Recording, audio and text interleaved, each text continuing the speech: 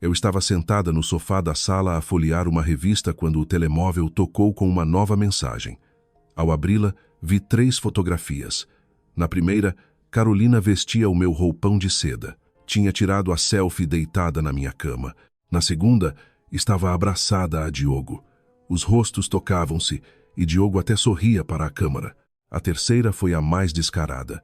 Ela fotografou Diogo a dormir de perfil, às escondidas. A roupa de cama era aquela exclusiva com renda de bilros de peniche que a minha sogra nos tinha oferecido no casamento. Olhei para as fotografias durante cerca de 10 segundos, fechei a revista, levantei-me, fui ao escritório e peguei no telemóvel de reserva. Estava zangada? Claro que estava, mas, nos seus 28 anos, Catarina Monteiro aprendeu sobretudo a não tomar decisões baseadas em emoções. De que servia chorar e lamentar-me? De que servia correr para lá e armar um escândalo ao Diogo? Se ele teve a coragem de me trair, não ia confessar de qualquer maneira. E a Carolina atreveu-se a enviar as fotos precisamente porque contava com a minha histeria. Se eu armasse um escândalo, perdia. Só ganharia se mantivesse o sangue frio. Com o segundo telemóvel, tirei capturas de ecrã de toda a conversa do início ao fim, incluindo aquelas 3 fotografias e a mensagem dela. Irmãzinha, ele diz que na cama és uma autêntica tábua. Incluí a hora de envio e os dados da conta dela. Depois, sincronizei as imagens com o armazenamento na nuvem e guardei uma cópia numa pen. Terminada esta tarefa, liguei ao Sérgio. O Sérgio era um detetive privado que me costumava ajudar a recolher informações sobre a concorrência nos negócios. Trabalhava de forma limpa e sabia manter a boca fechada. Ele atendeu ao segundo toque. Sérgio, preciso que investigues uma pessoa, disse eu. Diga, Dona Catarina. A rapariga chama-se Carolina. Tem 20 e poucos anos. Muito provavelmente trabalha em alguma empresa. Para já é tudo o que sei, mas tenho uma fotografia dela. Envio já. Fico a aguardar uma resposta até ao amanhecer. Enviei-lhe a imagem de Carolina. A fotografia era nítida. Os traços do rosto, a figura e o estilo de roupa viam-se perfeitamente. O Sérgio respondeu com uma única palavra, recebido, e desligou. Voltei para o quarto. O Diogo não estava em casa hoje. De manhã, ele disse que tinha um jantar de negócios importante e que se ia atrasar. Agora percebia que jantar era aquele. Estava a jantar diretamente na cama da Carolina. Abri o roupeiro. Aquele tal roupão de seda não estava lá, de facto. Comprei-o no mês passado num desfile privado do famoso estilista Miguel Vieira, no Porto. Coleção limitada. Apenas 50 exemplares. Na altura, o Diogo ainda me acusou de ser esbanjadora, pois o roupão custou mais de 10 mil euros e agora estava sobre os ombros de Carolina. Fechei a porta do roupeiro. Não fazia mal. Era apenas um roupão. Vamos considerar que é a mortalha que eu lhe ofereci. Às 11 da noite, o Sérgio ligou. Dona Catarina, já descobri tudo. A rapariga chama-se Carolina.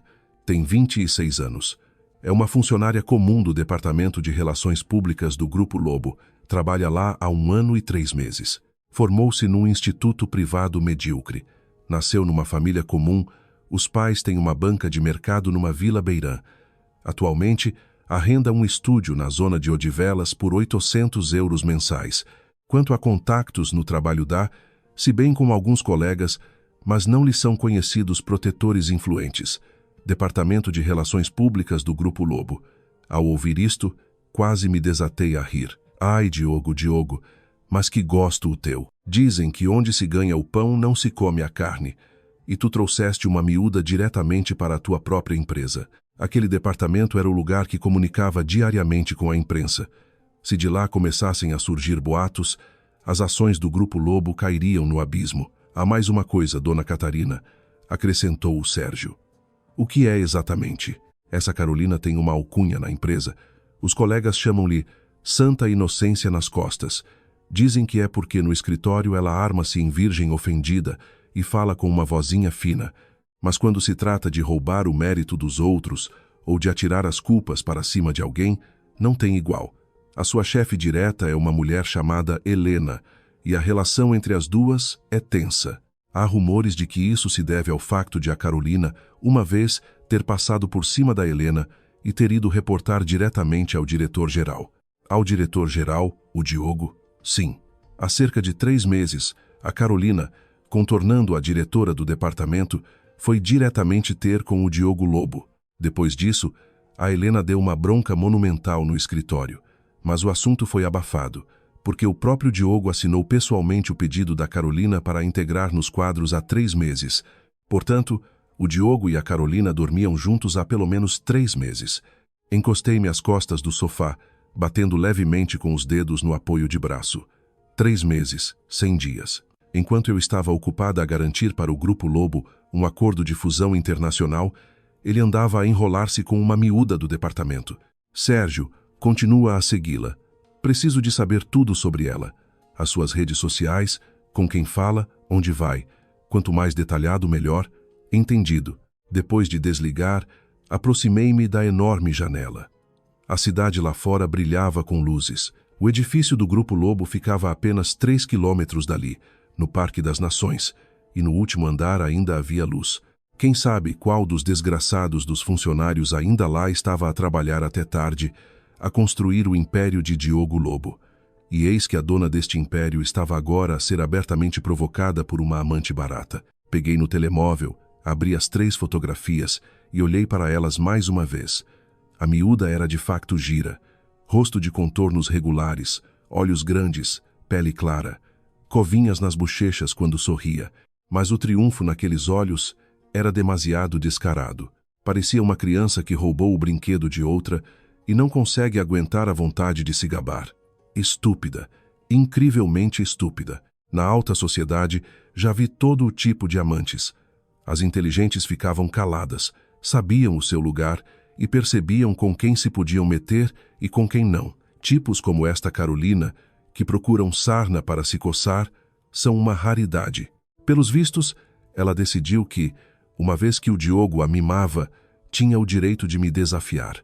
Pelos vistos, decidiu que um par de fotografias me faria perder a compostura e que eu correria a gritar e a chorar para pedir o divórcio, para que ela tomasse o meu lugar.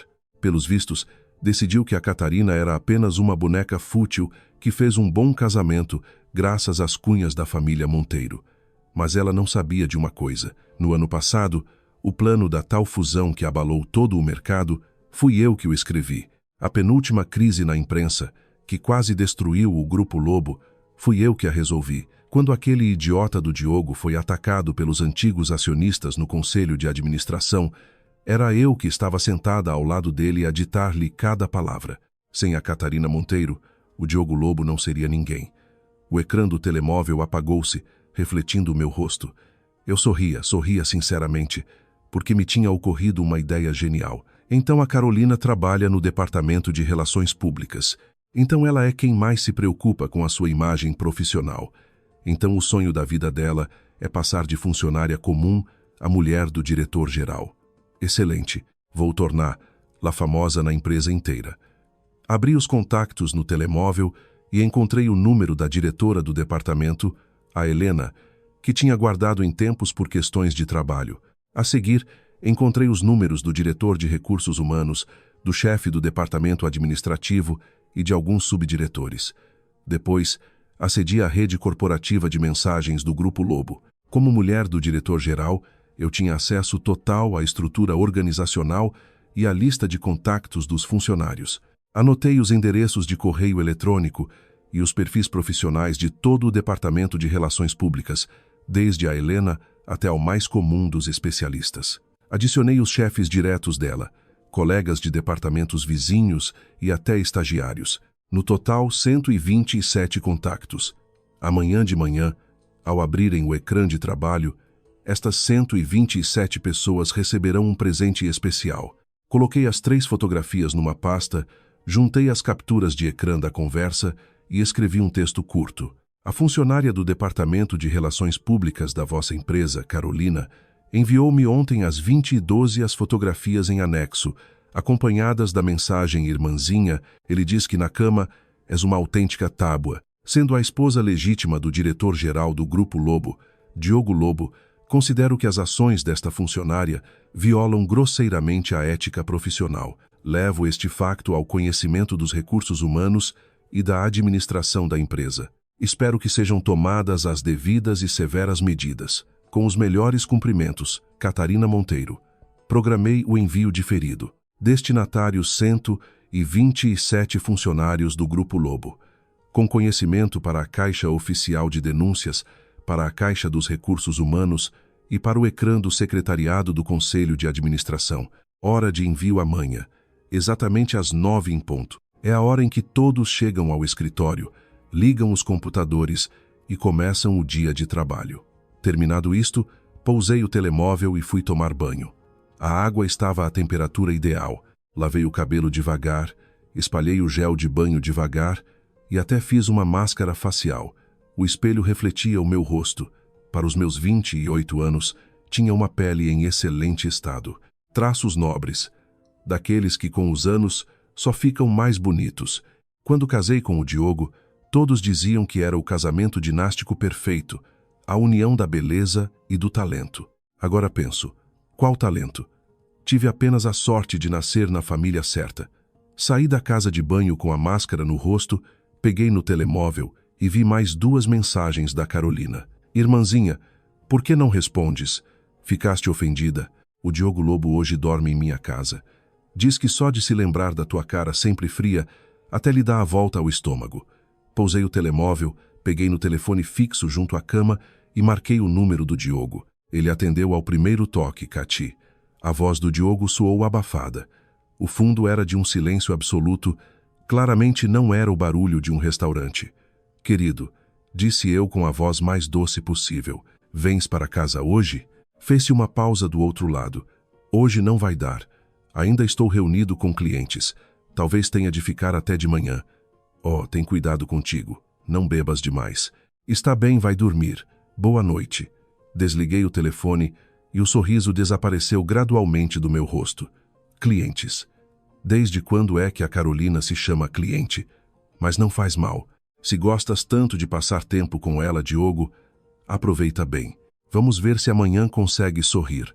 Desliguei o telemóvel, desliguei o tablet, arranquei o fio do telefone fixo, deitei-me na cama, cobri-me com o edredão e fechei os olhos. Nessa noite dormi surpreendentemente bem, sabendo que daqui a 9 horas o mundo lá fora iria virar de pernas para o ar. Na manhã seguinte, às 7, fui acordada pelo telefone. Não o despertador do telemóvel, mas o serviço de despertar do telefone do hotel. Sim, esta noite não dormi em casa. Depois de desligar tudo, conduzi diretamente para o histórico Hotel Ritz, junto ao Parque Eduardo VII, e aluguei a suíte presidencial no último andar. Nos 3 anos de casamento, passei no total menos de 2 anos na mansão dos Lobo, na Quinta da Marinha. O resto do tempo, vivi quase sempre aqui. O Diogo nem sequer suspeitava disso, porque não lhe importava minimamente se eu dormia em casa ou não. Lavei a cara e encomendei o pequeno almoço no quarto. O empregado que empurrou o carrinho entregou-me também um envelope. Dona Catarina deixaram isto para si na recepção ontem à noite. O envelope não tinha o nome do remetente, mas eu sabia de quem era. Ao abri-lo, encontrei um monte de fotografias e uma pasta com documentos. O Sérgio nunca desiludia. As fotografias mostravam a vida cotidiana da Carolina. De perfil no escritório, grande plano do rosto no centro comercial, a rir num restaurante com amigas. Havia também algumas imagens em que ela, juntamente com o Diogo, entrava num complexo residencial de luxo em Lisboa. Eu conhecia aquele prédio. Era um projeto que o Grupo Lobo concluiu no ano passado, mas que ainda não tinha colocado à venda. O Diogo guardou um apartamento duplex na cobertura para si, supostamente para receber convidados importantes.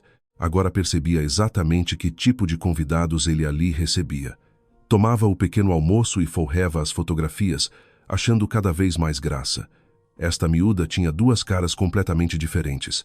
No escritório vestia fatos rigorosos, cabelo bem apanhado. Caminhava de cabeça baixa, fingindo modéstia. Mas bastava-lhe sair das portas da empresa para vestir um vestido justo, sapatos de saltos agulha e desfilar com uma postura altiva, com um olhar provocador. A fotografia mais engraçada foi tirada num elevador. A Carolina encolheu-se a um canto e tirou uma selfie a fazer beicinho, a contorcer-se como se tivesse saído de um vídeo de uma influenciadora popular da internet. E na capa do telemóvel lia-se a frase: "Só quero ser a tua princesa." Quase me engasguei com o café. Aos 26 anos. E ainda é princesa. O que é que o Diogo viu nela? Deve gostar da estupidez dela. Pondo as fotografias de lado, peguei nos documentos. Era um relatório detalhado sobre a Carolina. O Sérgio revirou todo o seu passado desde o nascimento até hoje. O verdadeiro nome de Carolina era Antônia Silva. Nasceu numa vila beirã. O pai, João, tinha uma banca de venda de batatas no mercado local. A mãe, Maria, vendia fruta na banca do lado. Havia também o irmão mais novo, o Paulo, 3 anos mais novo que ela. Um mitra local que abandonou a escola no 8º ano e vivia do dinheiro que a irmã lhe enviava. Aos 18 anos, Antônia entrou num instituto privado medíocre. O dinheiro para os estudos foi juntado por todos os familiares. No 2º ano mudou o nome para Carolina, afirmando que o nome Antônia soava demasiado à província e a impedia de construir uma carreira na capital. Ao mudar de nome, foi como se trocasse de personalidade. Começou a maquilhar-se, a vestir-se na moda e a copiar a forma de falar das lisboetas. Depois de acabar o curso, ficou meio ano em casa e depois, sabe-se lá como, arranjou emprego como secretária numa pequena empresa em Lisboa. Sem lá ficar um ano, despediu-se. Depois passou por mais umas quantas empresas, sem se demorar muito em nenhuma. E há 1 ano e 3 meses, de forma misteriosa, passou numa entrevista no Grupo Lobo e entrou para o Departamento de Relações Públicas. Aqui parei. Eu conhecia perfeitamente as exigências para os candidatos no Grupo Lobo. Para os cargos comuns, contratavam no mínimo diplomados das principais universidades do país. Para este departamento, só aceitavam pessoas com diplomas da nova SBE ou da Católica, ou com experiência de trabalho não inferior a 3 anos. Como é que uma miúda de um instituto rasca com um currículo duvidoso conseguiu entrar no Grupo Lobo? A resposta encontrou-se rapidamente. Ao relatório estava anexada uma cópia da folha de avaliação da entrevista. Os 5 entrevistadores deram-lhe notas baixas. Na conclusão geral lia-se: formação não corresponde aos requisitos, experiência de trabalho insuficiente, não recomendada para a contratação. Mas bem no fundo da página havia uma linha escrita à mão: contratar. Diogo Lobo. Ah, Diogo. Suspirei fundo e continuei a ler. A forma como a Carolina trabalhou após a contratação podia ser descrita numa palavra: catástrofe. Não sabia escrever comunicados de imprensa oficiais, não conseguia estabelecer contato com os jornalistas, até as ferramentas informáticas básicas do escritório dominava com dificuldade. A diretora do departamento, Helena, queixou-se várias vezes à chefia e exigiu que a despedissem. Mas de cada vez o assunto era esquecido. O motivo era simples: o Diogo proibia. Há 3 meses, a empresa passou por uma crise devido a queixas de clientes sobre a qualidade de um produto. A Helena e a sua equipa fizeram horas extraordinárias para abafar o escândalo, enquanto a Carolina simplesmente contornou a chefia e foi diretamente ao gabinete do Diogo. Depois disso, o Diogo não só não a repreendeu por quebra de hierarquia, como ainda chamou a Helena e deu-lhe uma bronca por não ser suficientemente tolerante com as subordinadas. Desde então, a Carolina tornou-se intocável no departamento. Os colegas começaram a chamar-lhe Santa Inocência nas costas. Fazia-se sempre de vítima, mas cravava facas nas costas mais depressa do que ninguém. Houve quem a visse a sair com o Diogo de restaurantes caros. Houve quem reparasse nas malas dela, que claramente não correspondiam ao seu salário. Houve quem a visse, depois do trabalho, a entrar num Mercedes Maybach preto de luxo. O carro executivo do Diogo era conhecido por todos na empresa, mas todos preferiam calar-se, porque percebiam: atravessar o caminho da Carolina significava atravessar o caminho do Diogo Lobo. Fechei a pasta e encostei-me às costas da cadeira. O sol da manhã inundava a sala pelas enormes janelas. Beba café e olhava para o fluxo de carros lá embaixo, enquanto o meu cérebro trabalhava a todo o gás. A Carolina não era uma adversária inteligente. Era demasiado descarada. Apressou-se demasiado a gabar-se de ter saltado para um ramo mais alto. Na alta sociedade, com um temperamento destes, não se sobrevive 3 dias, mas dentro da empresa, sob a proteção do Diogo, ela sentia-se imbatível. A questão era apenas saber durante quanto tempo o Diogo a poderia proteger e se ele se importaria com ela quando tivesse de salvar a própria pele. Afastei a chávena e peguei no telemóvel, embora estivesse desligado. No telefone fixo do hotel, piscava a luz de dezenas de chamadas não atendidas do mesmo número. Diogo já deve ter descoberto tudo. O que começou na empresa depois de o meu e-mail ter sido enviado às 9 da manhã não era difícil de imaginar. A primeira a recebê-lo foi a diretora do departamento, a Helena, depois o diretor de recursos humanos, os chefes de administração, os subdiretores e todos os mais de 100 funcionários do departamento. Um e-mail oficial da esposa legítima do diretor-geral, Catarina Monteiro, com fotografias da amante com o roupão da esposa na cama do diretor e com a frase da tábua, este e-mail devia estar agora a espalhar-se pela rede interna como um vírus. Meia hora depois, todos os milhares de funcionários da empresa estariam a par. Numa hora, os boatos chegariam aos parceiros, fornecedores, concorrentes e a toda a comunidade empresarial. A Carolina queria fama, eu dei-lhe. O Diogo quis brincar com o fogo. Agora que se queime. Voltei a pegar no relatório do Sérgio e abri a última página. Lá estava a lista das redes sociais da Carolina, Instagram, Facebook, WhatsApp. Tinha tudo o que se podia imaginar, e quase todo o conteúdo dela consistia em gabarulice. Malas caras, restaurantes chiques, hotéis de 5 estrelas, interiores de carros de luxo e por baixo de cada foto legendas enjoativas: é tão bom ser amada, com a pessoa certa todos os dias, são uma festa. Nos comentários, pura inveja. Alguém perguntou se ela tinha arranjado um sugar daddy. Ela nunca respondia diretamente, apenas punha emojis envergonhados ou escrevia: adivinha, em breve já não terão de adivinhar. Recolhi os documentos, fui ao quarto de vestir e mudei de roupa. Saia lápis preta, blusa de seda bege, sapatos bege de salto agulha, cabelo apanhado, brincos de pérola nas orelhas. No espelho olhava para mim uma mulher elegante, composta, que não expressava qualquer emoção. A seguir, liguei o telemóvel. Mais de 900 mensagens não lidas, mais de 300 chamadas não atendidas. A caixa de mensagens estava a arrebentar. O Diogo tinha ligado 47 vezes. A sogra, Dona Ana Maria, 15. Do escritório do Grupo Lobo, mais de 200 chamadas. Havia números desconhecidos e chamadas da própria Carolina. Ignorei-os a todos e abri o programa de mensagens corporativas. Como eu previa, a empresa estava num alvoroço. Na conversa de trabalho do departamento, o número de mensagens passava dos milhares. Alguém tirou prints do e-mail e perguntou: isto é verdade? Outro escreveu: ela sempre me irritou. Eu sabia que ela era podre. Havia quem enviasse imagens a rir. Alguém identificou a Helena e perguntou: o que vamos fazer? A Helena respondeu com uma única frase: a informação está a ser verificada. É proibido aos funcionários divulgar dados fora da empresa.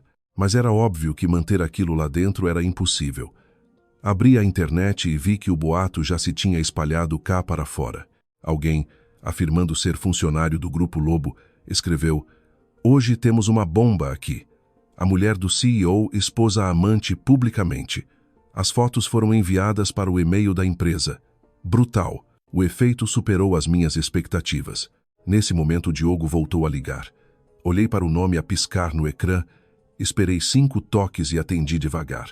Estou, disse eu com o mesmo tom de quem fala sobre o bom tempo.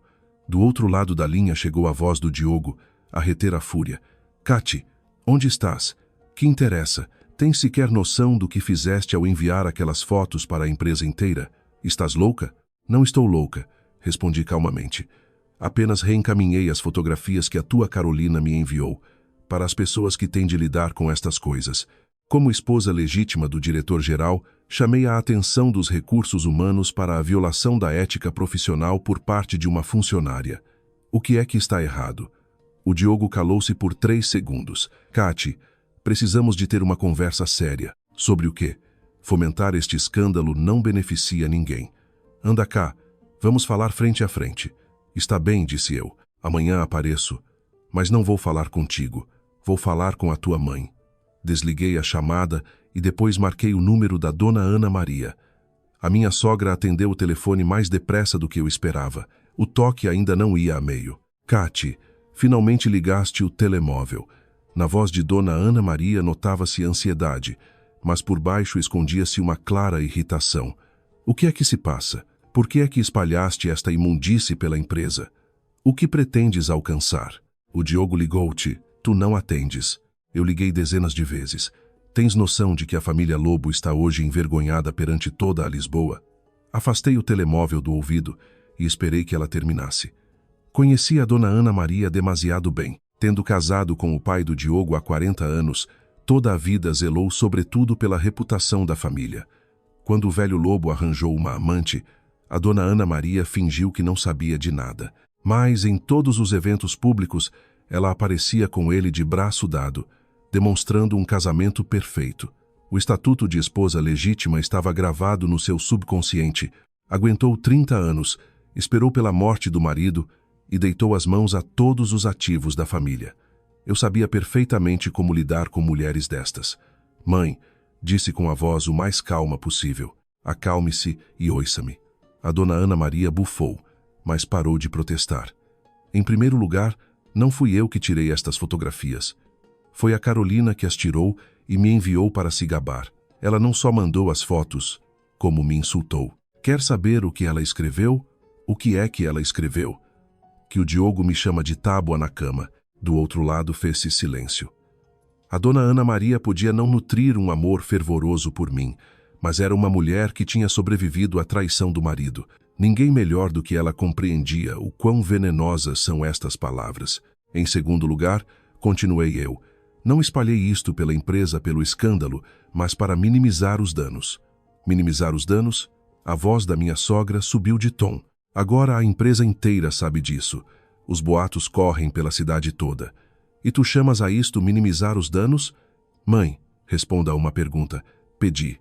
A Carolina é funcionária do Grupo Lobo. Sabendo que o Diogo é casado, dorme com ele e depois envia ela mesma fotos provocatórias à esposa legítima. O que acha que ela faria a seguir se eu ficasse calada? A Dona Ana Maria ficou calada. Ela perderia a vergonha toda. Hoje manda-me fotos a mim. Amanhã lança-as na internet e depois de amanhã aparece de barriga na porta da vossa mansão na Quinta da Marinha. Aí sim, a família Lobo ficaria verdadeiramente envergonhada. Eu contive a história dentro dos limites da empresa. É um aviso para ela e um aviso para o Diogo. Que fiquem a saber que com a Catarina Monteiro não se brinca. Mas por que foi preciso fazer um envio em massa? Não se podia resolver isto em silêncio? Resolver em silêncio? Eu ri-me secamente. Mãe, quando resolveu em silêncio o problema com aquela mulher do seu marido, resolveu até ao fim. Ela não apareceu depois a exigir-lhe dinheiro. Estas palavras atingiram a Dona Ana Maria como uma facada no coração. Ela ficou calada durante muito tempo.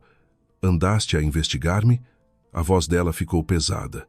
Não a investiguei. Apenas ouvi do Diogo. Ele contou-me que em criança viu como aquela mulher ia à vossa casa a armar escândalos. Suavizei o tom. Mãe, eu não sou como a senhora. A senhora escolheu aguentar porque não tinha alternativas. Mas eu tenho a família Monteiro.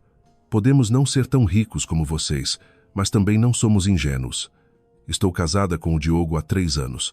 Trabalhei arduamente pela vossa empresa. E depois de ele me ter feito isto, não vou aguentar. A Dona Ana Maria suspirou. E o que tencionas fazer? Quero que a Carolina desapareça do Grupo Lobo para sempre. Quanto ao Diogo, fiz uma pausa. Isso depende do comportamento dele. De que comportamento? Ele acabou de me ligar aos gritos, a dizer que transformaste a situação. A Dona Ana Maria voltou a calar-se. Cati, diz-me com sinceridade, tu planeaste isto tudo com antecedência, desde o momento em que recebeste a foto. Sim. Do outro lado ouviu-se uma pequena risada, metade amarga, metade com outro sentido. Subestimei-te. Mãe, respondi, não estou contra a família Lobo, só quero proteger o que é meu por direito. Se o Diogo reconhecer o erro e se livrar liminarmente dessa rapariga, posso pensar em salvar o casamento. Se ele for teimoso, divorciamo-nos através do acordo pré-nupcial. Levarei exatamente o que me é devido. Nem um cêntimo a mais, nem um cêntimo a menos. A Dona Ana Maria ponderou. Anda cá amanhã, falamos pessoalmente. Está bem. Desliguei o telefone e sentei-me no sofá. A reação da minha sogra era previsível. Ela não tomaria o meu lado nem o do Diogo. estará sempre do lado dos interesses do clã Lobo. Se eu conseguisse provar que manter-me era mais vantajoso do que ser tolerante com o Diogo, ela tornar-se-ia minha aliada. Caso contrário, descartar-me-ia sem hesitar, por isso eu precisava de lhe mostrar o meu valor. Peguei no dossiê que o Sérgio trouxera e abri as páginas das redes sociais da Carolina. Reli com atenção todas as suas publicações de gabarolice. Uma chamou a minha atenção. Há 3 meses, ela publicou uma foto de uma boutique na Avenida da Liberdade, onde segurava vários sacos de marcas conhecidas. A legenda dizia: "Obrigada a alguém por este amor. Hoje foi mais uma pescaria de luxo." Nos comentários, alguém perguntou quanto ela tinha gasto. Ela respondeu com um sorriso envergonhado: "Ah, não foi muito. Só uns 15 mil euros." 15 mil euros. O salário dela no Grupo Lobo é de 1.500 euros mensais. Com os prêmios, num ano tira quando muito uns 18 mil. A renda da casa custa 800, mais as despesas diárias. Em teoria, deveria viver de salário em salário, ou até cheia de dívidas, mas arranjou forma de estourar 15 mil euros numa só ida à Avenida da Liberdade. Quem pagou por isto? A resposta era óbvia. Tirei uma fotografia dessa publicação e juntei ao resto do material comprometedor numa pasta separada. A seguir, abri a versão eletrônica do Manual Corporativo do Grupo Lobo. Encontrei 2 pontos das regras. Ponto 1. É proibido aos funcionários utilizar a posição profissional ou contactos pessoais com a direção para obter vantagens indevidas. Ponto 2. Se o comportamento de um funcionário causar danos à reputação da empresa, esta tem o direito de rescindir o contrato de trabalho sem pagamento de indemnização. As ações da Carolina recaíam sobre ambos os pontos. Ela entrou na empresa graças ao Diogo. Esse é o primeiro ponto. Ela enviou-me fotos, provocando um golpe na reputação. Esse é o segundo ponto. Pelas regras da empresa, ela não só podia ser despedida com justa causa, como ser responsabilizada. Abri o portátil e comecei a redigir o documento. O título dizia: "Participação de violação da ética profissional pela funcionária Carolina." O texto consistia em 3 partes. Primeiro, as fotos e a conversa. Segundo, as provas da contratação por cunha, incluindo a cópia da folha de avaliação com a resolução do Diogo. Terceiro, a prova de obtenção de vantagem financeira indevida à custa da relação com o diretor-geral. As imagens das redes sociais e os registros de despesas que o Sérgio descobriu. No fim, acrescentei: "Eu, Catarina Monteiro, sendo a esposa legítima do diretor-geral do Grupo Lobo, Diogo Lobo, dirijo-me oficialmente ao Conselho de Administração e aos Recursos Humanos com a exigência de despedimento da funcionária Carolina, de acordo com as regras da empresa. Em caso de ausência de resposta num prazo de 7 dias úteis, reservo-me o direito de recorrer aos tribunais." Imprimi o documento, assinei-o, coloquei a data e fiz 3 cópias. Uma para o Conselho de Administração, uma para os Recursos Humanos e uma guardei para mim. Quando acabei, já eram 3 da tarde. Levantei-me, espreguicei-me e aproximei-me da janela. Da suíte do hotel, tinha-se uma vista deslumbrante sobre meia Lisboa.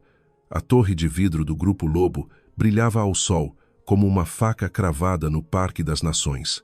Em quem essa faca iria acertar amanhã dependia da escolha do Diogo.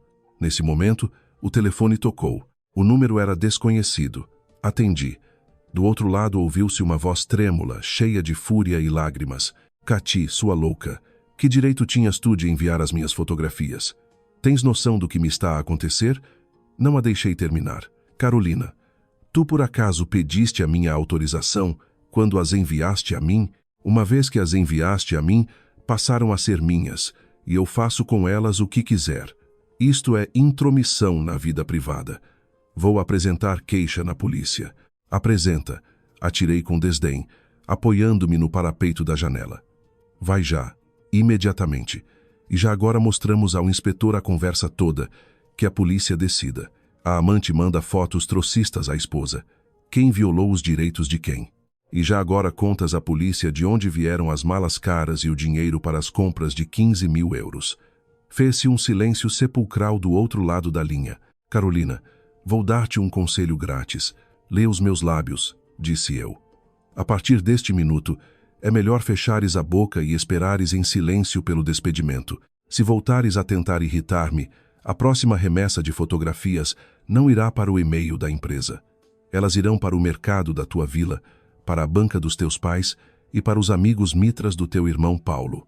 Queres testar? A voz da Carolina mudou. A fúria evaporou-se. Ficou apenas um medo animal. De onde? Como é que sabes sobre a minha família? Eu sei tudo. Por isso não me voltes a ligar. Desliguei a chamada e bloqueei o número imediatamente. Lá fora começou a anoitecer. Era a última noite calma antes da tempestade. Amanhã tudo ia mudar. Na manhã seguinte acordei exatamente às 7h30. Lavei-me, vesti-me e maquilhei-me devagar, passo a passo. Hoje escolhi um vestido de veludo verde escuro, um casaco de cachemira preto e sapatos de salto agulha no mesmo tom, o cabelo apanhado num coque baixo, expondo o pescoço. Nas orelhas brincos quadrados de esmeralda. A mulher no espelho parecia calma e elegante, como uma lâmina escondida numa bainha de veludo. Às 8h, saí do Hotel Ritz. Enquanto o carro saía do parque de estacionamento subterrâneo, liguei ao Sérgio. Sérgio, foi entregue? Sim, ontem às 22h, o estafeta entregou a pasta à segurança do Grupo Lobo. Tenho o recibo da entrega. Hoje, às 8h, a secretária do Conselho de Administração será a primeira a ver. Excelente trabalho. E há mais uma coisa. Dona Catarina. Ontem à noite a Carolina foi à tal casa do Diogo Lobo. Saiu de lá às 3h, em prantos, com a maquilhagem borrada. Os meus homens tiraram fotos. Envio? Manda. Passados 2 segundos, a foto chegou. A Carolina estava junto à barreira a chamar um táxi, a tapar a boca com a mão, como se chorasse convulsivamente. Tinha um ar miserável. Olhei para a foto uns segundos e pousei o telemóvel. Está a chorar. É apenas o começo.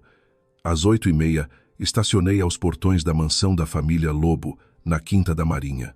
O terreno de quase 1 hectare foi comprado pelo pai do Diogo há 30 anos. Arquitetura europeia clássica, tijolo vermelho, telhas cinzentas. No quintal, as magnólias brancas preferidas da Dona Ana Maria. Normalmente havia ali silêncio, mas hoje estavam 3 carros no pátio.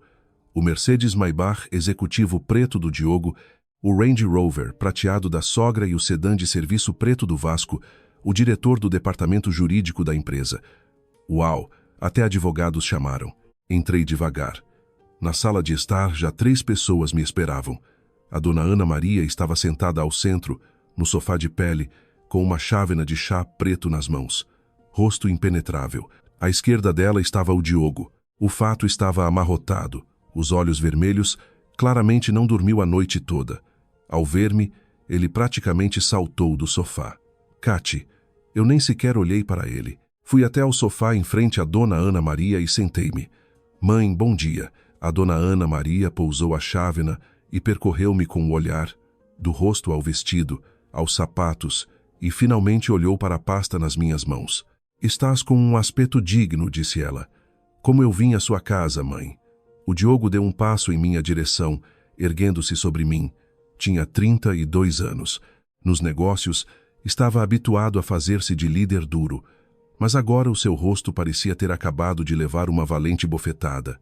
Misturava-se nele a raiva, a humilhação e um pânico profundamente escondido. O que pretendes alcançar ao espalhar estas fotos? Tens a cabeça no lugar? Sabes que hoje de manhã o meu telefone não parava de tocar com chamadas do Conselho de Administração?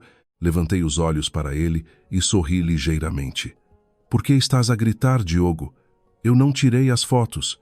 Foi a tua Carolina quem as tirou e me mandou. Eu só a ajudei a divulgá-las. Ela não queria que todos soubessem como vocês são íntimos. Eu realizei o sonho dela. Devias agradecer-me. Além disso, tirei da pasta a cópia da minha denúncia e atirei-a para a mesa de centro. Hoje fiz-te mais um favor. Esta denúncia foi parar hoje de manhã à mesa do secretariado do Conselho de Administração. Lá está descrito em detalhe como a Carolina entrou na empresa, o que andou lá a fazer e quanto do teu dinheiro ela estourou. Adivinha o que vai pensar o Conselho de Administração? O rosto do Diogo ficou branco. Agarro no documento, folheou algumas páginas e o seu rosto distorceu-se. Quando chegou a cópia da folha de avaliação com a assinatura dele a dizer contratar, as mãos começaram a tremer. Como? Como é que arranjaste isto? O que achas? A Dona Ana Maria estendeu a mão tirou-lhe o documento, pôs os óculos de leitura e começou a folhear lentamente. O silêncio reinava na sala de estar, ouvia-se apenas o farfalhar das folhas. Passados 5 minutos, ela fechou a pasta, tirou os óculos e olhou para mim. Isto é tudo verdade. Podem verificar com o Vasco, acenei para o advogado. O Vasco ajustou os óculos. O seu rosto mostrava um leve constrangimento. Dona Ana Maria, eu já vi os originais hoje de manhã. A folha de avaliação é mesmo do arquivo do departamento. A caligrafia é do senhor Diogo Lobo. A Dona Ana Maria fechou os olhos e respirou fundo. Diogo. O pomo de Adão do Diogo estremeceu. Mãe, eu posso explicar tudo. Explicar o quê? Como é que, por causa de uma miúda, falsificaste o processo de contratação na tua própria empresa? A voz da Dona Ana Maria não foi alta, mas cada palavra bateu como um chicote. O teu pai, com todos os seus desvios, nunca trouxe mulheres para o escritório. E tu arranjaste-lhe um lugar confortável e ainda deixaste provas escritas. Perdeste o juízo completamente. O Diogo abriu a boca, mas não encontrou resposta. A Dona Ana Maria virou-se para mim. Cati, as tuas condições. Tenho condições muito simples, mãe. Levantei 3 dedos. Primeiro, o Grupo Lobo despede imediatamente a Carolina por justa causa, por violação das regras corporativas, sem indemnização. Segundo, o Diogo assina um papel no qual reconhece a culpa na traição e abdica de pretensões a uma determinada parte dos bens adquiridos em comum. Terceiro, olhei para o Diogo. Ele vai contar, agora mesmo diante de vocês, quão longe isto foi. Ela está grávida. Passaste ações ou outros ativos para o nome dela. Compraste-lhe alguma coisa com o dinheiro da família. As pupilas do Diogo encolheram de repente. Cati, não exageres. Eu estou a exagerar? Levantei-me e olhei-o diretamente nos olhos. Trouxeste a tua amante para o escritório. Deixaste que vestisse o meu roupão, que rebolasse na minha cama e que me mandasse mensagens humilhantes. E sou eu que estou a exagerar? Quem de nós é que está a exagerar? Estávamos só a divertir-nos, gritou ele. Vale a pena fazer disto uma história tão grande? A divertir? Sorri secamente. Está bem. Diz-me, durante quanto tempo se divertiram? Quanto dinheiro esbanjaste nela? Fizeste-lhe um filho? O Diogo abriu a boca, mas não emitiu qualquer som. Subitamente interveio a Dona Ana Maria. Responde-lhe, Diogo. Na sua voz soou o metal que o Diogo temia mais do que tudo desde criança. Os ombros dele caíram. Pareceu esvaziar-se. 3 meses. Não há filhos. Não lhe dei ações. Comprei-lhe algumas coisas. Gastei umas dezenas de milhares. Umas dezenas de milhares. Repeti, acenando. Gastaste o teu dinheiro pessoal ou o do casal? A expressão do rosto de Diogo foi mais eloquente do que qualquer palavra. Percebido. Virei-me para a sogra. Mãe, ouviu? Segundo o acordo pré-nupcial, se um dos cônjuges for o culpado pelo fim do casamento por traição, a parte inocente tem direito a 70% dos bens adquiridos. Não vou exigir os 70%, fico com 50%, mais 3% de ações do Grupo Lobo. 3%. O Diogo levantou a cabeça de repente. Estás louca? 3% das ações do Grupo Lobo valiam cerca de 15 milhões de euros. A Dona Ana Maria calou-se, apenas ficou a olhar para mim. Mãe, acrescentei, não preciso do controlo, só quero os dividendos, e comprometo-me a não as vender a terceiros enquanto o Diogo for o diretor-geral. É apenas uma garantia. Afinal de contas, o que eu trouxe para a empresa nestes 3 anos vale muito mais do que 15 milhões. A Dona Ana Maria ponderou bastante tempo. Então decidiste divorciar-te? Isso depende dele. Diogo, a Dona Ana Maria desviou o olhar pesado para o filho. Tencionas acabar com ela? Acabo. Claro que acabo. O Diogo agarrou-se a isso como a uma tábua de salvação. Hoje mesmo ponho-a na rua da empresa. Muito bem. Concordei. Veremos. Mas aviso-te, se souber que a contactaste ou se arranjares outra prostituta, já não imponho condições. Farei apenas com que o Grupo Lobo mude de diretor-geral. O Diogo empalideceu de fúria, mas assentiu. A Dona Ana Maria levantou-se e aproximou-se de mim. Cati, mostraste ser mais dura do que eu pensava. Cati, a vida obrigou-me, mãe. Não, abanou a cabeça a sogra. Não foste obrigada. Apenas esperaste por uma oportunidade. E aquelas 3 fotografias foram a faca pela qual estavas à espera. Fiquei em silêncio. A dona Ana Maria voltou-se para o filho. E tu, vais agora mesmo para o escritório formalizar o despedimento dela. E hoje mesmo quero ver os papéis de que ela saiu da empresa. Percebi. Já vou. O Diogo agarrou no casaco e quase a correr saiu da sala. A dona Ana Maria voltou a sentar-se no sofá e bebeu um gole de chá. Senta-te, Cati. Eu sentei-me. O Diogo foi estragado pelo pai desde criança. Quando o velho se meteu com aquela mulher, o Diogo tinha apenas 10 anos. Cresceu a ver o pai trair-me e nunca percebeu como se devia comportar um marido. Pensei que casando contigo ele acalmasse, mas seguiu os passos do pai. Ela olhou para mim. Fizeste uma jogada muito dura, mas correta. O Diogo precisava de ser colocado no lugar. Eu não conseguia. O pai não conseguia. O conselho de administração não conseguia. Mas tu conseguiste. Mãe, não estou a tentar colocá-lo no lugar. Só não quero que façam de mim um tapete. Correto. A dona Ana Maria sorriu levemente. Eu aguentei a vida inteira, mas nunca aprendi a usar essas palavras. És mais forte do que eu. Tirou um envelope grosso debaixo da mesa e entregou-mo.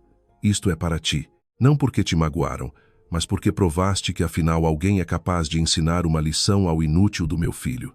Peguei no envelope, mas não o abri, apertei-o apenas na mão. Obrigada, mãe. De nada. A dona Ana Maria levantou-se. Hoje ficas aqui. Não voltes para o hotel.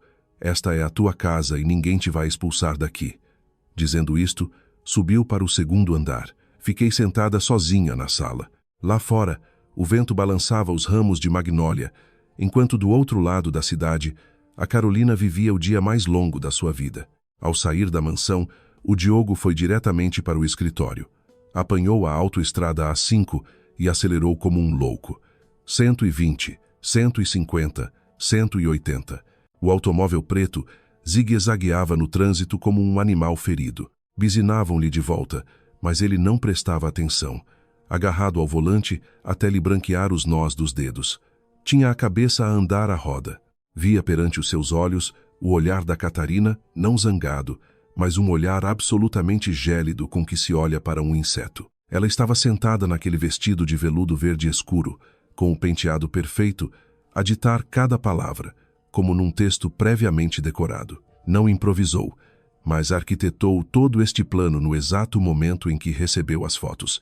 Detetive privado, folha de avaliação, extratos bancários, queixa para o conselho de administração. Uma coisa destas não se recolhe num dia. Ela não chorou, não fez histerias, não fez perguntas. Recolheu calmamente as provas e, no momento mais oportuno, atirou-as para a mesa. De repente, o Diogo sentiu um arrepio. Estava casado com a Cati há 3 anos e pensava que a conhecia bem. Filha da abastada família Monteiro, currículo de prestígio, bom gosto, maneiras perfeitas. Pensava que ela era apenas uma mulher conveniente da alta sociedade e uma boa ajudante nos negócios, mas nem imaginava que cabeça ela tinha. Há 3 anos, ela fê-lo assinar um acordo pré-nupcial.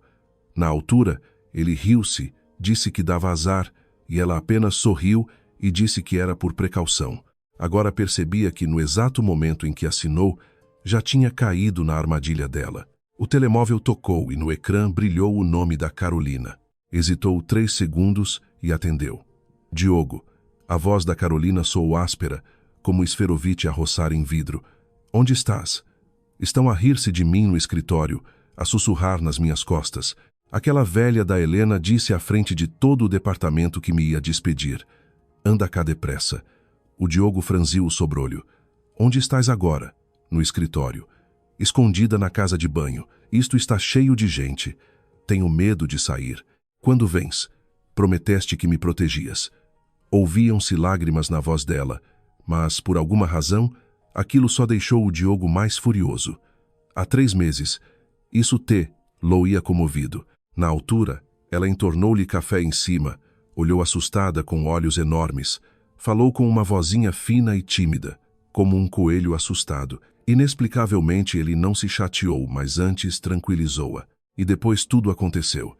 A Carolina era o oposto absoluto da Catarina. A Cati era demasiado forte, tão forte que ao lado dela, ele sentia-se sempre num papel secundário. Quando ela discutia a fusão da empresa, os olhos dela brilhavam. Analisava relatórios financeiros mais depressa que ele. Até na cama era demasiado contida e controlava a situação. Com ela, sentia-se não um marido, mas um projeto de negócios. A Carolina era diferente.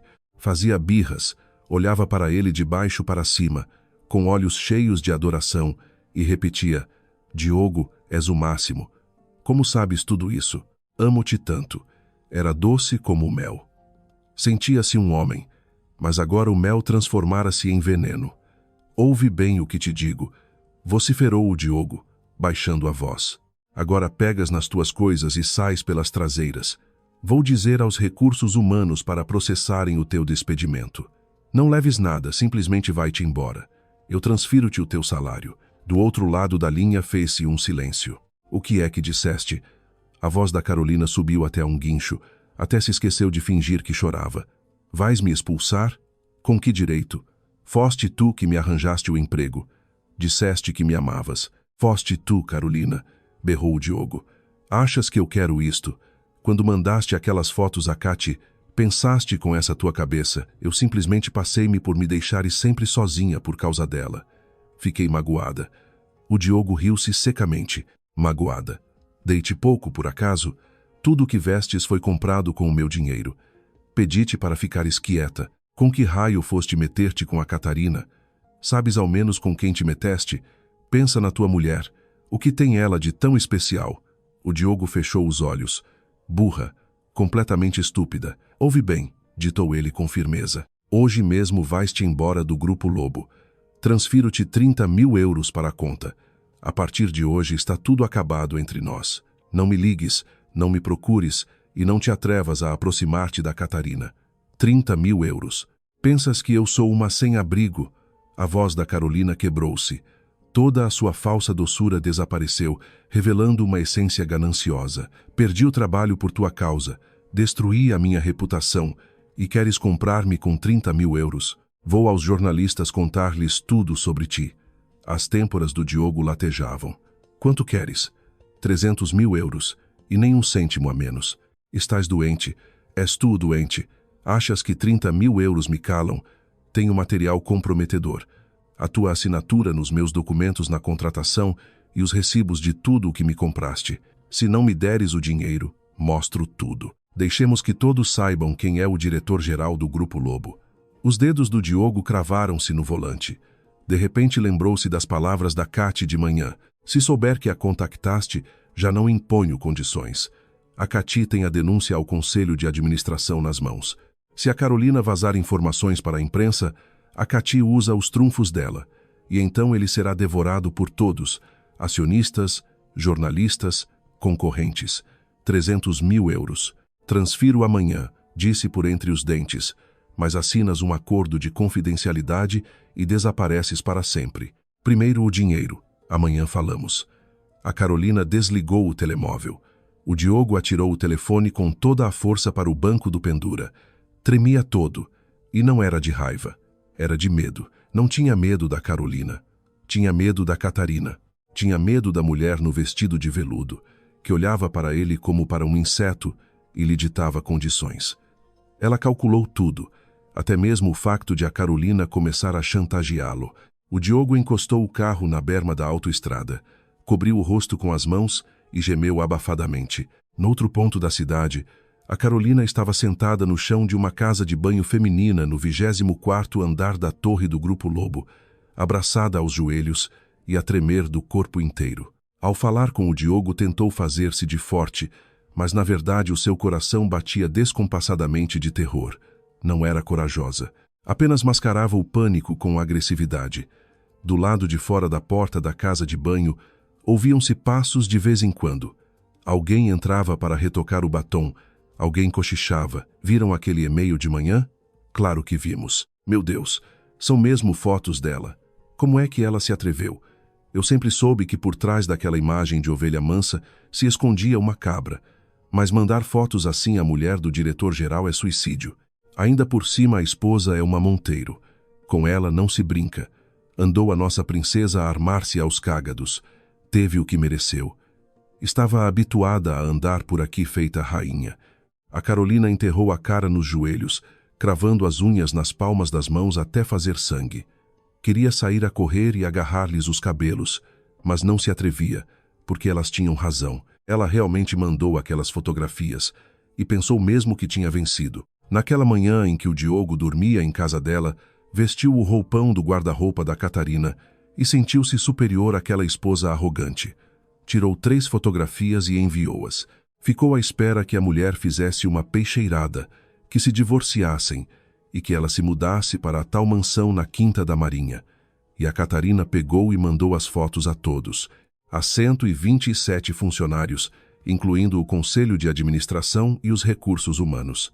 De manhã, quando chegou ao escritório, olhavam todos para ela como se fosse uma leprosa. A Helena chamou-a, imprimiu o e-mail e atirou-o para a secretária. Aprecia a obra. Ela teve medo, mais do que alguma vez na vida. O rosto da Helena estava frio como o aço. Carolina, a ordem dos recursos humanos, desce depois de almoço. Se apresentares demissão voluntária, sais de fininho. Se fores despedida com justa causa, nunca mais arranjas trabalho nesta área. Ela chorou e implorou a Helena que lhe desse uma oportunidade, mas a diretora apenas balançou a cabeça e disse uma frase que a gelou por dentro. O problema não sou eu, é uma ordem da esposa do diretor-geral, e o teu Diogo não te vai salvar. E o Diogo não a salvou. Tinha acabado de lhe oferecer 30.000 euros. Em 3 meses, ela já tinha amealhado isso. A Carolina mordeu o lábio, e as lágrimas borraram-lhe a maquilhagem. Não conseguia aceitar. Tinha fugido da sua aldeia esquecida, mudou de nome, aprendeu a vestir-se, copiou as dondocas da capital, julgou ter apanhado Deus pela barba e no fim acabou com as mãos vazias. O telemóvel voltou a tocar. No ecrã brilhou Paulo. Ela atendeu e da linha saiu a voz histérica do irmão. Antônia, alguém mandou as tuas fotografias diretamente para o mercado. Colaram na banca do pai e da mãe. Estás tu na cama com um gajo qualquer. O mercado inteiro está num alvoroço. Andam todos a dizer que foste para Lisboa armar-te em prostituta. A mãe caiu desmaiada. O telemóvel caiu-lhe das mãos. O ecrã partiu-se no azulejo, mas nem sequer tentou apanhá-lo. Caiu no chão como se lhe tivessem tirado todos os ossos. Lembrou-se das palavras da Catarina. A próxima remessa de fotografias irá para o mercado da tua vila. Pensava que a Catarina estava apenas a fazer bluff, mas a mulher não brincava em serviço. A Carolina tapou o rosto com as mãos e gritou. Não se lembrava de como saiu da casa de banho. Apenas de que, ao empurrar a porta, no corredor estavam pessoas, colegas de departamento, curiosos de outros andares e 2 seguranças fardados. Todos olhavam para ela. O silêncio era pior que qualquer insulto. Carolina, de cabeça baixa, dirigiu-se ao seu posto de trabalho. O bater dos sapatos de salto alto ecoava no piso de mármore. Na sua secretária já se encontrava uma caixa de cartão vazia. Ao lado estava a Helena, de braços cruzados, e com ela uma mulher de fato cinzento, subdiretora dos recursos humanos. Carolina disse à subdiretora em voz alta, para que todos ouvissem, de acordo com as normas de ética do Grupo Lobo, pela utilização de contactos pessoais para fins interesseiros e pela grave ofensa à reputação da empresa. Está despedida com justa causa. Dou-lhe 30 minutos para arrumar as coisas. A segurança vai acompanhar lá até a saída. A Carolina abriu a boca, mas tinha a garganta seca. Ouviram-se sussurros. Foi com justa causa, bem feita. Olhem para ela. Está com a cara toda borrada, que monstro. Tinha as mãos a tremer. Foi buscar a caneca, mas os dedos escorregaram. A caneca caiu e partiu-se em pedaços. Salpicos de água atingiram os sapatos de uma colega. O que é que estás a fazer? A colega saltou para trás com nojo. A Carolina quis pedir desculpa, mas a colega já se tinha virado de costas. Que nojo de gaja! Pôs-se de cócoras a apanhar os cacos. O vidro espetou-se-lhe num dedo e deitou sangue, mas ela não sentiu dor. Muito mais doía o seu orgulho espezinhado. Reuniu as suas míseras posses, a caneca partida, uma planta seca, uns quantos livros que nunca tinha aberto, um pequeno espelho. Ao colocar luz na caixa, sentia que lhe arrancavam pedaços da vida. Aqueles objetos não valiam nada. mas eram a prova de que um dia ela fez parte daquele mundo. Agora, o mesmo mundo deitava-a ao lixo. Pegou na caixa. A Helena aproximou-se. O cartão. A Carolina tirou o cartão de identificação do pescoço. Nele estava a sua fotografia, tirada no primeiro dia de trabalho. A sorrir, cheia de esperanças. A subdiretora estendeu os papéis. Assine a notificação de despedimento. Com a mão a tremer, a Carolina rabiscou a sua assinatura imperfeita. Ninguém lhe dirigiu uma palavra de despedida. Caminhou para o elevador escoltada pelos seguranças. Os 2 minutos de trajeto pareceram-lhe 2 anos. De cada gabinete havia gente a espreitar, a filmar com o telemóvel, a sussurrar. Quem é que a vai querer agora? Manchada desta forma, ouviu ela de passagem. Quando as portas do elevador já se fechavam, alguém a chamou. Era a Sônia, uma funcionária comum com quem ela quase nunca falava. A Sônia estendeu-lhe um suporte para o telemóvel que ela tinha esquecido. Toma, deixaste ficar. Obrigada, balbuciou a Carolina mal se ouvindo. Tinha sido a primeira pessoa a falar com ela sem maldade o dia todo. A Sônia suspirou e disse apenas: aguenta-te. As portas fecharam-se. Os números foram descendo 24, 23, 2. A cada andar distanciava-se do mundo onde desesperadamente tentara encaixar-se. O elevador chegou ao rés do chão. A Carolina caminhou para a saída, na esperança de desaparecer depressa. Mas no vestíbulo principal, junto às portas giratórias, estavam 3 pessoas, 2 adultos e um rapaz. A Carolina parou. Eram a mãe Maria, o pai João e o irmão Paulo, de casacos rascas diretamente vindos da caminhoneta. Os olhos da mãe estavam inchados de chorar, o rosto do pai vermelho vivo e nas mãos ele amarrotava a tal fotografia. O Paulo estava ali com uma expressão de repulsa. Antônia. A mãe atirou-se a ela e agarrou-a pelo braço. O que é que se passa? Que fotografias são aquelas? Dizem no mercado que te armaste em prostituta cá em Lisboa.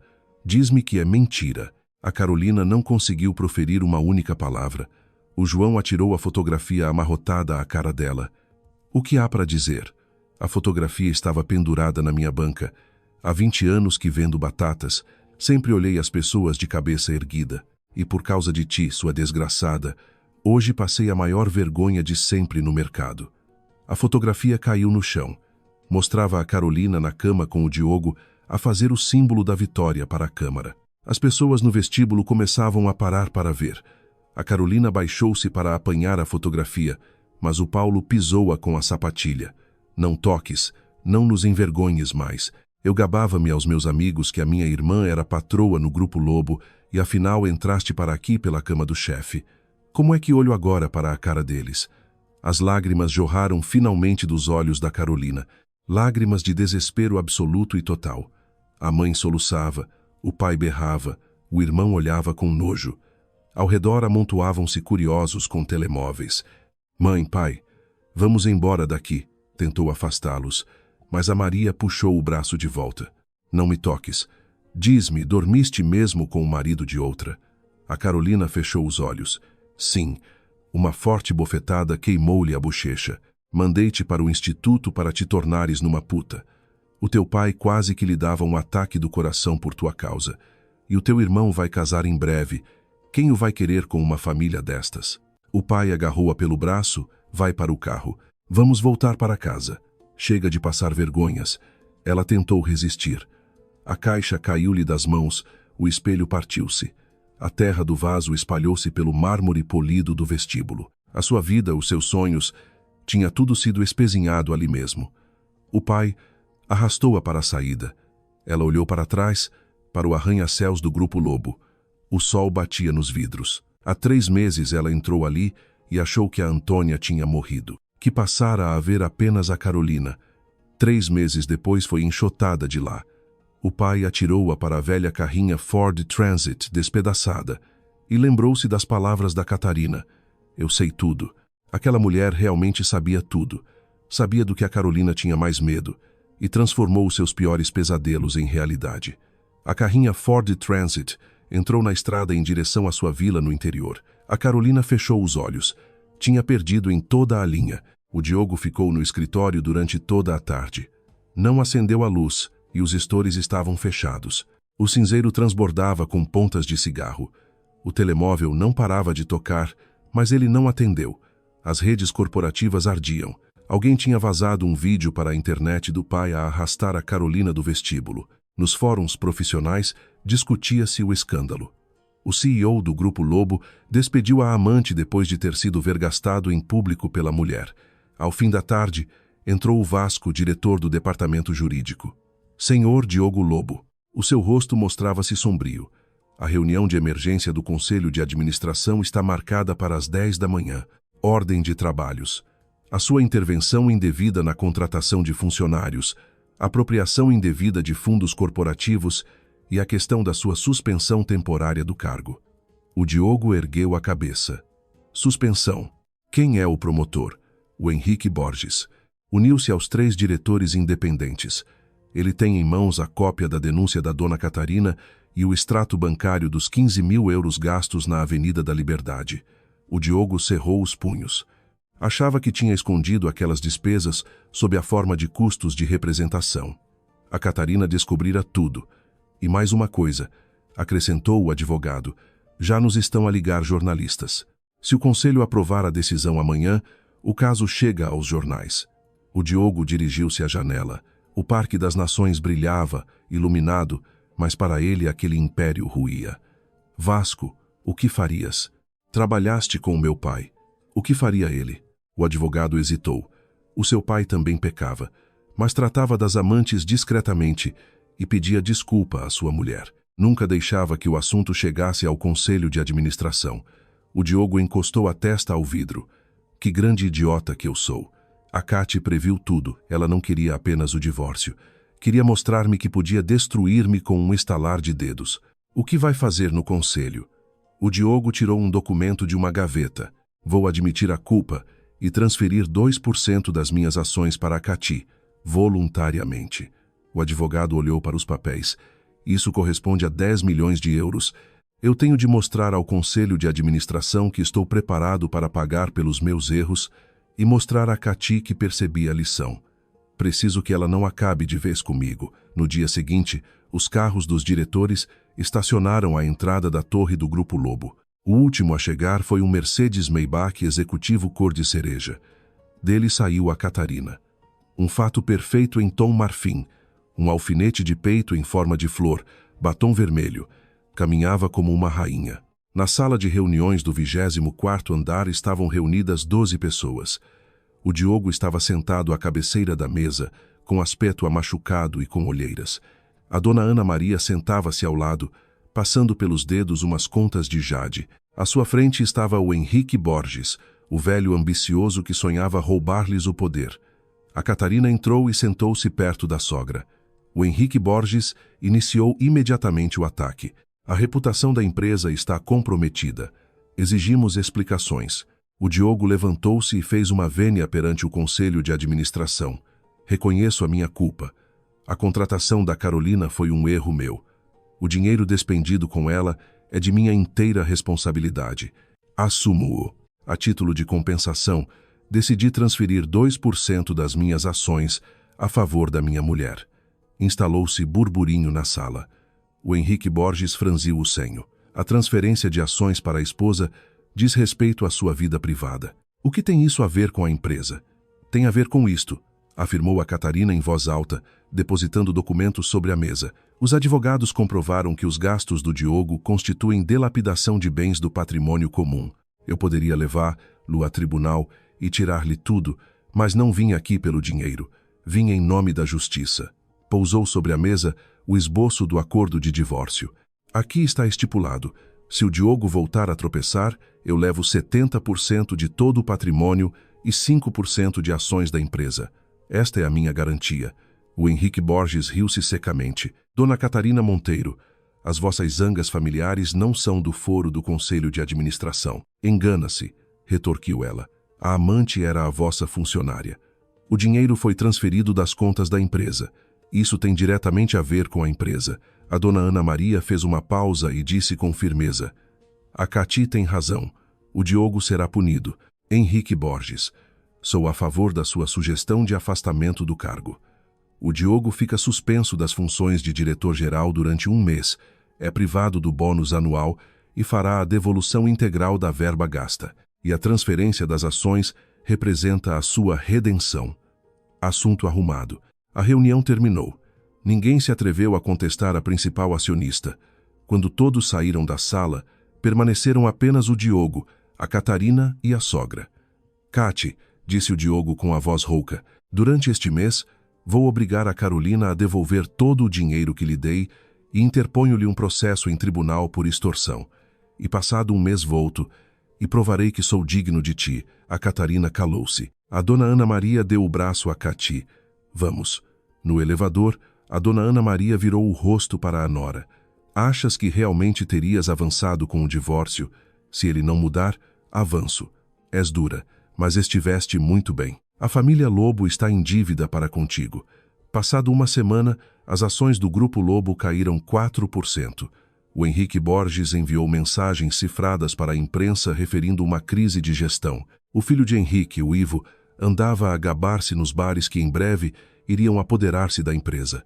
A Carolina, enclausurada na sua casa de província interiorana, dominada pelo desespero, partilhou uma publicação na internet cheia de insinuações com segredos empresariais da empresa. E o irmão, o Paulo, ainda deitou mais achas à fogueira, pondo na internet algumas cópias de contratos internos num fórum local da sua zona, num aparente instinto de vingança por causa da irmã. Mas a Catarina não dormia no serviço. No conselho de administração seguinte, usando os 4% de ações da família Monteiro a que a Cati tem direito, conseguiu tomar assento no próprio conselho na qualidade de diretora independente. O primeiro ato foi iniciar imediatamente uma investigação para apuramento dos motivos das constantes fugas de informação corporativa. Colocou em cima da mesa todo um conjunto de provas confirmando que a empresa do filho de Henrique Borges estava a receber e a sacar, ilicitamente, propostas milionárias do Grupo Lobo, e o Henrique Borges secou. À saída do edifício, Catarina cruzou-se com o Diogo, ele que ali se encontrava a aguardar, lá segurando rosas brancas. Emagreceu bastante, parecia extenuado, porém exibia o olhar mais límpido de que há memória. Estive a ler uns diários do meu pai, confessou ele em tom brando. Acabei de dar-me conta que a pouco e pouco me estava a transformar e a igualar nele na maldade e corrupção. Eu tinha um medo reverencial da tua fibra intrínseca, Cati. Acabei à procura de uma tonta irresponsável, pensando que assim seria mais o homem da casa e de negócios. Tudo não passou de puro complexo de insignificância. Não ouso vir clamar por um perdão. Decidi apenas constatar de minha livre vontade perante ti. A Cati devolveu-lhe um olhar penetrante. Sabes o que me pôs realmente pior com isto tudo? Aquele roupãozinho de cerimônia. Era um modelo restrito do melhor criador de moda. Um modelo exclusivo assinado e rubricado do mestre Miguel Vieira. Comprei-o especialmente a pensar em ti, e vais ter o descaramento e a passividade de pôr a Raferita lá da zona para rolar ali dentro com aquele vestido. Perdoa a sinceridade, descarto liminarmente lamentos e queixas que possas verbalizar. Decora antes as notas desta lição para todo sempre. E à noite o casal deitou-se para comemorar num jantar faustoso na enorme casa da Quinta da Marinha, com a dona Ana Maria a acompanhar. A sogra abriu uma excelente e valiosa garrafa de vinho da garrafeira pessoal. O Sérgio informou-a por mensagem num breve instante que a senhora Carolina acabara de ser apanhada pela polícia sob a grave acusação do ato de desvendar relatórios estratégicos corporativos empresariais. Uma denúncia destas incorre em vários anos de prisão efetiva, e os inspetores também encarregaram e apanharam de arrasto as culpas atinentes ao mano dessa menina nas redes informáticas. A velha banca dos progenitores da moça estava entretanto transformada a peso de arruaça e danos perante uns agiotas e credores. Catarina Monteiro largou simplesmente as coisas no balcão e tapou lentamente o topo do aparelho ecrã móvel. De braço no ar, Diogo ofereceu um valente: "Em tua honra e nome, Cati." Silenciosamente ela roçou as bordas. Do lado de fora do terraço, cintilava toda uma metrópole de Lisboa, e há precisamente cerca de 30 escassos dias contava a referida história pelo testemunho singular de uma pura desprotegida consorte e vítima na traição pelo consorte.